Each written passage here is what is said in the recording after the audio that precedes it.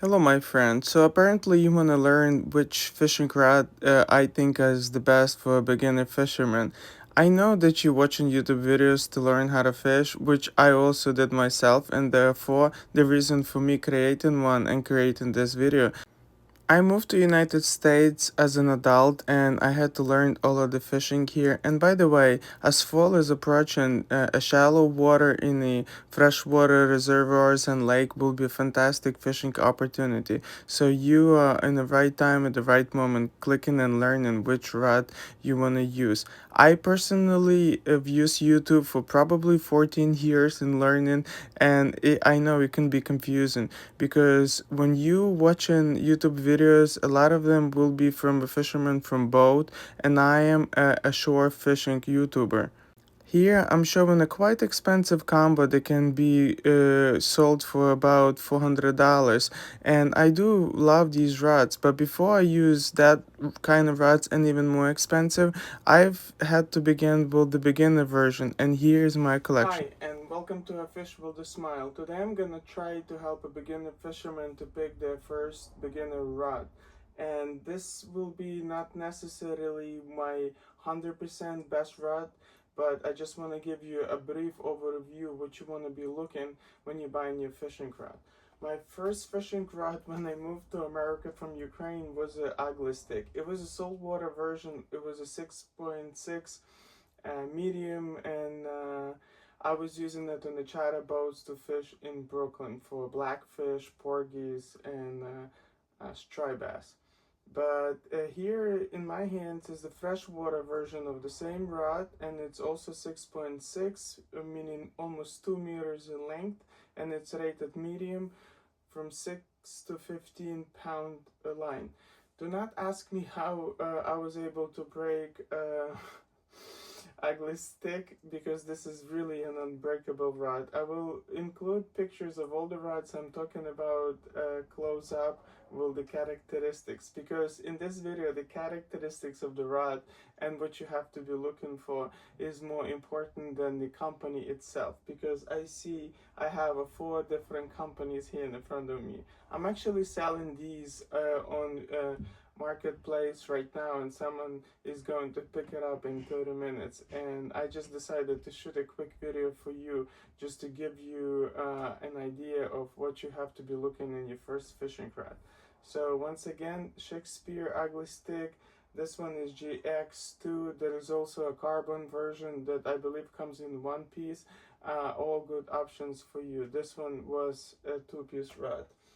Moving on to say that this one is Quantum Smoke, which I purchased on discount. Just wanted to give it a shot.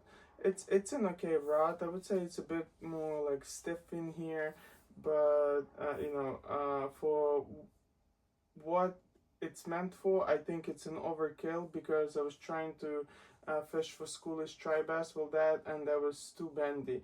But I'm sure there is a use for this rod in some situations. I would say that like big spinner baits can be thrown on this one, so it could be a great spinner bait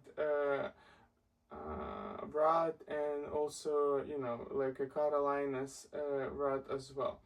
But what I wanted to say is that this one is 7 foot 4 inch.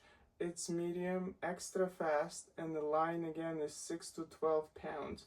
The lure it can cast goes from 316 to the 5/8 ounce. This is basically a general characteristic for the rod you want to look for. If I'm fishing from shore and I have a garage and I don't live in a big city, I would go for 1-piece rod, and it would be a bit more than 7 footer that will allow me to cast further than 6.6 to 2-piece. And I would recommend getting a bit longer rod if you're looking to make a long cast. If you're looking to just parallel the bank in a heavy vegetation, then I would definitely have a 2-piece rod that will help you to get closer to the bank, and also bit shorter, so you can parallel the bank in heavy vegetation. So again, this is a situational. Here I'm giving you a brief overview of what should be looking and some of the examples of the gear that you can look for online. This one is paired with the Shimano Nasi, which I believe retails for around $100. The rod also, if it's on discount, you might get it for 60 or 70. It would probably go for 100, 110 online. I've noticed that many beginner rods go around 90 to $100. So it's not gonna be more about like the bargain, but about more of what you have to look for in order to pick up your first fishing craft. And it will actually depend which reel you're gonna go for, because you want to try how reel sits in and how you handle the rod, so what feels comfortable for you. This would be one of the options I would recommend. But main idea I wanted to shoot that video was this baby. This was my all-around fishing rod, and it's a 7.6, as you can see, a bit more longer than this one, and I love that.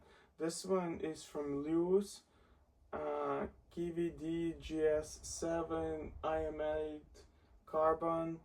But what's again more important is that this one is medium light power, and the action is extra fast. Extra fast meaning your rod tip only bends at the end, and you can more sensitively feel the bites rather than this medium in a Shakespeare. This one would be your all-around rod. This is just a bit more niche, but I would pick this one. If I just had to have one rod, it would be definitely this one. I actually feel like I cheated on this rod when I went for these more expensive fishing rods that I will make a second part of, because this rod, there was so nothing wrong with that I actually felt bad and a little bit spoiled. But I wanted to give it a shot for more of a high-end fishing rods, and you will hear my opinion in another videos if you like to hear those. So this one rated for the 1.8 to 3/8 ounce. I would throw anything with this, and here in Maryland, where I currently reside, I like to throw inline spinners a lot. So if I'm throwing, an inline spinner or small swim bait, this would be perfect rod. Also little cranks. It's really a great rod to throw, all these smaller lures and jigs and, all of that stuff. It's just wonderful. I had so much blast catching pickerel and bass on this that I can't tell you. That's why I felt that I actually cheated on this baby. And it's paired with the Shimano Sedona 3000.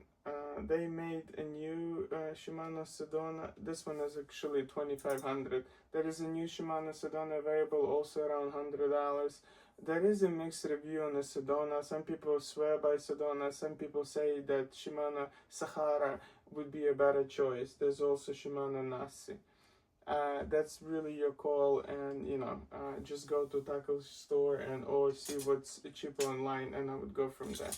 But because I want to position myself as a travel channel, I wanted to include again one of my favorite budget travel rods in this review, and this one would be again the Crazy Bass by the Fiblink. I'm not sponsored by this company. I'm a little channel, but I'm just sharing what I've used for years, and for the budget travel rod, this have held on so well. I posted the Cape Cod video where I was using this exact rod, and you can pick either medium that will be a bit more stiff, or you can go to like a medium light that would be a bit lighter version. I have it in 7 foot or 7.6 foot, which is more heavier, and I would even say that 7.6 foot would even be more like a saltwater rod, because they are quite stiff, unlike these rods. They are just meant to be a bit more rigid and